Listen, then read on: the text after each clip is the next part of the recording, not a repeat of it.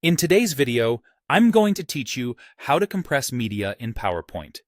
If your presentation includes video or audio and the file has grown too large to share or upload, compressing the media is a quick way to reduce size while keeping playback smooth and professional.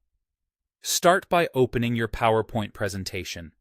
The compression feature works on embedded media inside the file, so videos and audio that are actually stored in the presentation will be included. Linked media that lives outside the file won't be compressed, which is helpful to know if you don't see the results you expect. Next, go to the File tab in the upper left corner. This opens the Backstage view, where you'll find tools for managing the file rather than editing slides. On the left menu, click Info. Here, look for the section labeled Media Size and Performance.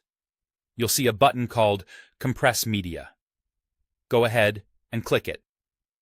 PowerPoint will offer 3 compression options. Presentation quality aims to preserve the best visual and audio fidelity, which is great when you're presenting on a large display or need crisp details, but the file size reduction will be more modest. Internet quality is a balanced choice designed for sharing online.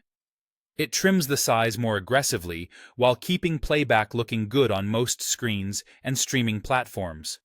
Low quality provides the smallest file size, which can be ideal when you need to meet strict upload limits or share over slow connections, but expect more visible compression and softer detail. Choose the option that best fits your needs. As soon as you select one, PowerPoint begins compressing the embedded media. You'll see a progress indicator as it processes each audio and video file.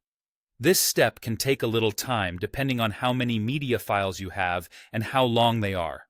When it finishes, PowerPoint will let you know how much space was saved. A few helpful notes as you work. If compressed media is grayed out, your presentation might not contain embedded media, or your version of PowerPoint may not support this feature the same way. Compression affects only media, not pictures. Images have their own separate optimization features. Also, while compression is generally safe, it does permanently lower the media quality in the file, so choose the level that matches your distribution needs. And that's all there is to it.